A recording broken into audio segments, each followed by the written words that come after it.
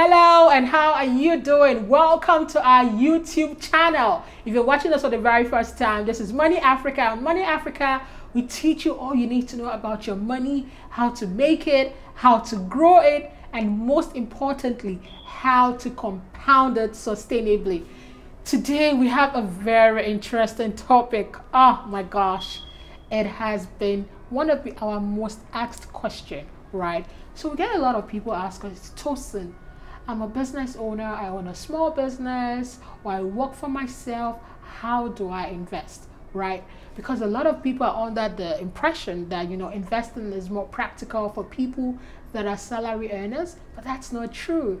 Even as a business owner, you should be investing in your personal capacity. And today, we'll be telling you all you need to know about that. So guys, come on this journey with me. Let's get started. So something interesting happened, right? We have Money Africa also on Instagram with about 200,000 followers. And we put a question out asking people how they earned their first salary.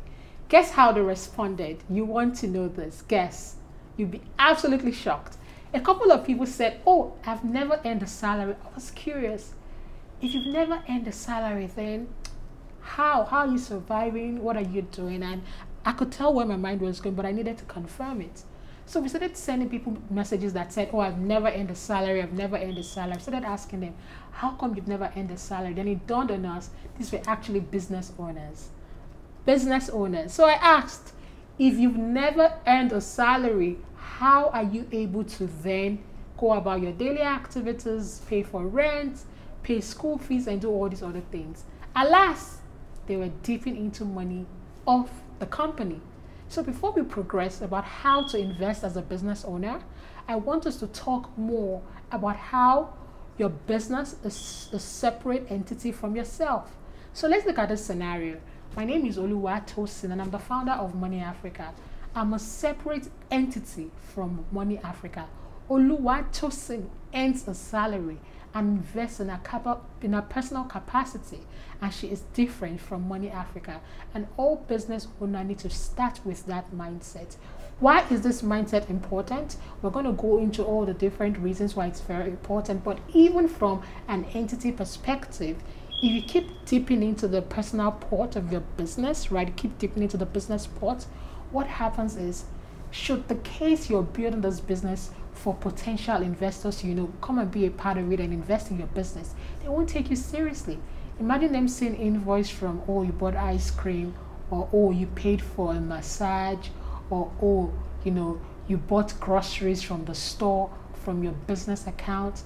You don't look serious, right? You're not preparing yourself to be run properly, right, or to even be worthy of investment. So we always tell business owners the very first thing, you need to be able to allocate a portion to yourself as salary. Then once that money indicated as salary hits your personal account, you can go ahead and do all those other things. So groceries, spa dates, eating out at restaurants, then it needs to come out of your personal account. So one of the holy grails of businesses, even when you're looking at sustainability and wanting to grow properly, you have to separate the individual person from the entity as a business. So number one, you need to pay yourself a salary. The next thing we get is, oh, Tosin, how much should I pay myself? Now, it's a very, very tricky question, right? Sometimes people say, oh, I was working at a 9-to-5 prior to me starting my business. Is it fair that I pay myself a salary that was equal to my most recent salary? The truth is, if your company is not as healthy in terms of income like your previous company, you might not be able to pay yourself that much salary. So we can go on and on at all the different things to evaluate before you pay yourself a salary, but you know your company best. Imagine if your company is making a total revenue per month of, let's say, $3,000, or in Nigeria that's about 1.5 million naira. Imagine you paying yourself $2,000 every month, right? So that means the company will be left with just $1,000 or 500,000 naira left after you alone have taken all that amount as salary. So you can see how subjective and how interesting this is. At the end of the day, you'll be the person to come up with the best number, but we always advise that as the company starts getting better, then you can start thinking of paying yourself what will be easily obtainable in the market. So if you were not working for your company, you were working elsewhere, how much do you think you'll be able to command, right? So those are the things you start looking at once the company becomes healthy. But prior to that, you don't want to excessively overpay yourself. Great. Now we've gotten the elephant out of the room, because you cannot invest money you do not have. Now, how do I invest as a business owner? Fantastic. The very first thing you need to start looking at will be things like, what is my risk appetite, right? In order for you to start investing, the very first thing you're asking yourself is, what is my risk appetite, right? Am I a low risk person, meaning do I want to invest in relatively safe assets? Am I a medium risk person, meaning that I want to invest in assets that gives me an opportunity to grow, right? Knowing that I could actually also lose some, but in the long run, it always works out. Or am I a high risk person that I want to invest in high risk assets? We've spoken about this before. Every time it comes to risk, we like to liken risk to salt, meaning that too little salt, it's not tasted, it's bland, it's not a great experience, you do not enjoy the food. Too much salt is too salty, you can't even put it down. But the right amount of salt is the magic you need for a tasty meal. And that's exactly how risk works. At the end of the day, every person's main job is how to balance that risk. So once you get that whole, I'm a business owner, I don't earn a salary out of the way, and you actually start paying yourself a salary, you start paying yourself a regular kind of income, then we start looking at how you can actually invest it. Now, there's something we did on budgeting, just basically talking about, what portion of my income should I be investing, right? There's something called a 50-30-20. A 50-30-20 basically means that 50% of your income, what is coming in as salary, goes towards your most essential needs.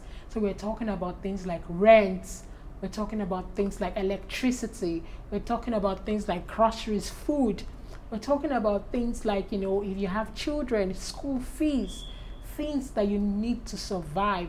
They all fall under the category of essentials. We have another one that is the 30%. The 30% we're anticipating that we're putting it towards things like, luxury, going on holidays, going to the movies, getting your nails done. And what is luxury to A might not be luxury to B, right? So for a person, getting their nails done might be luxury. For another person, it might not be a luxury. So basically, things that you do not need to survive falls under the category for 30%, while 20% is for your investment. So we're talking about stocks, we're talking about cryptocurrency, we're talking about bonds, we're talking about treasury bills, amongst others. Now, it depends from people to people. There are people that say, oh, I don't want to follow the 50-30-20 principle. I want to swap it around, right? Instead of me investing 20%, I want to invest 30% instead and use 20% on things that I do not need. So at the end of the day, the power is in your hands in order for you to make that decision. But most importantly, you have to be invested. So now we've gotten two things out of the way. Number one is that you need to pay yourself a salary as a business owner. Number two is that you need to have a budget for that salary, right? Where you're able to say X is going here, Y is going there, Z is going there. You're able to know that, right? You're able to separate the different components. The next thing that we're now talking about is, once I have identified the amount of money I want to invest monthly, how should I prioritize it? We get that question a lot. So, we spoke about risk and how risk is very, very important to how you make that decision. So once we've drawn up a budget and we found the amount that we want to invest monthly, the next thing is for us to make that move. Now, why do we talk about safety? I don't think people speak about safety enough. Safety is extremely important, right? While the stock market and the cryptocurrency are great places to invest in, especially the stock market, right? Still, you want to be able to also have a kind of investment that is not exposed to a lot of risk, right? You also want something that is safe, right? Something that you can easily access, something that you do not feel forced to come out of if you're in a bad market, right? And that's why safety is also very important.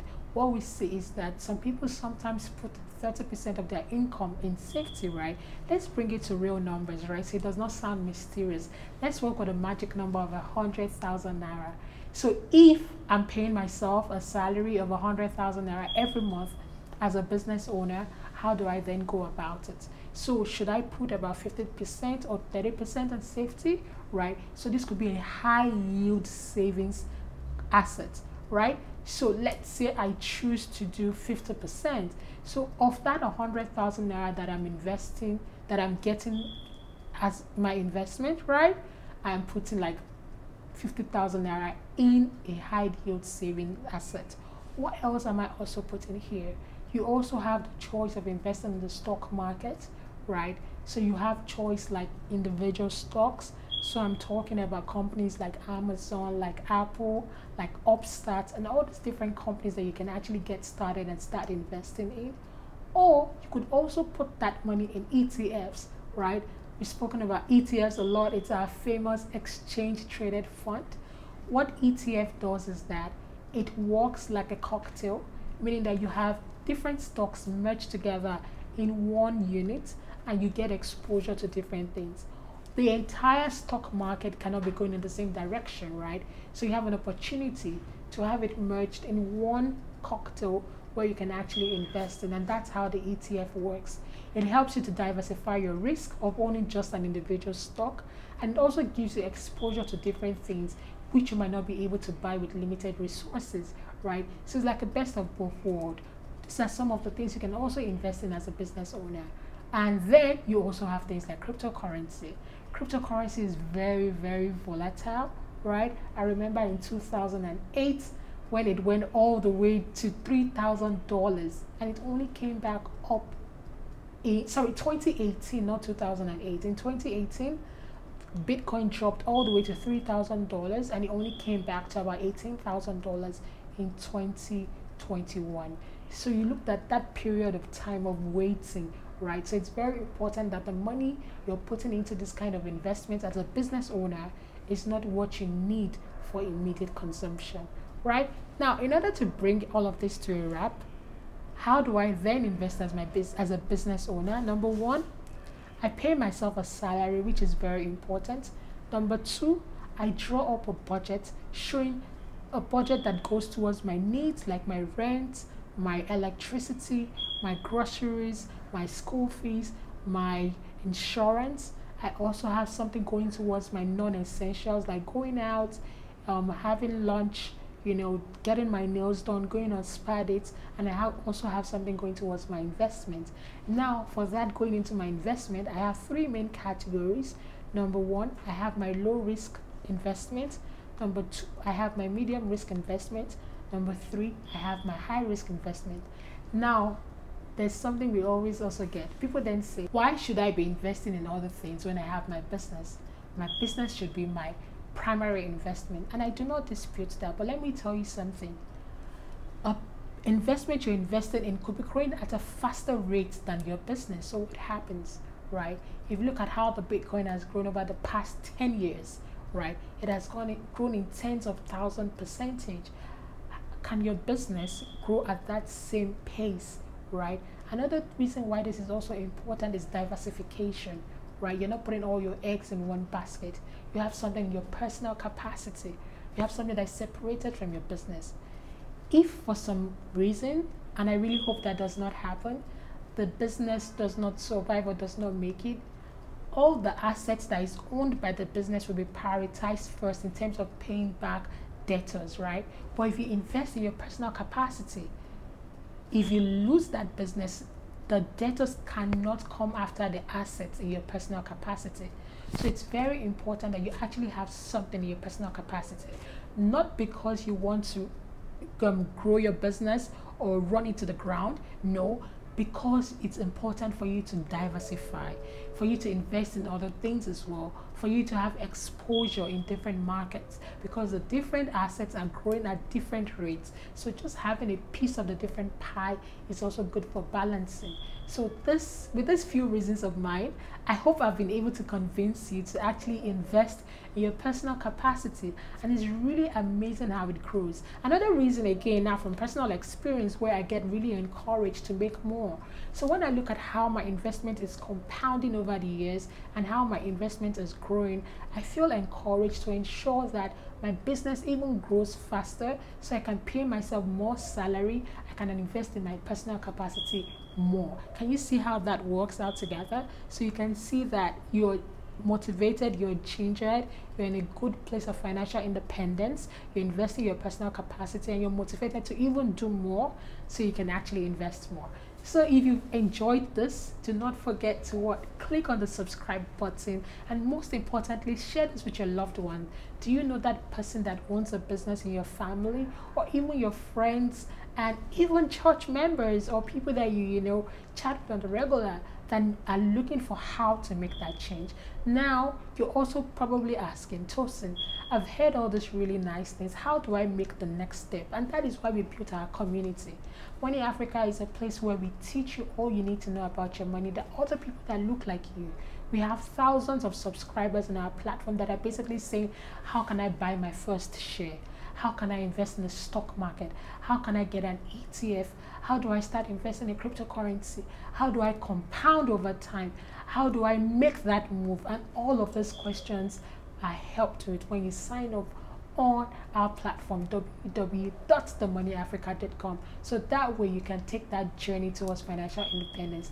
Do not forget to subscribe to our platform and let us know what your thoughts are about this. Do you think it's a smart idea to actually pay yourself a salary and invest in your personal capacity? I'd like to hear more. Thank you.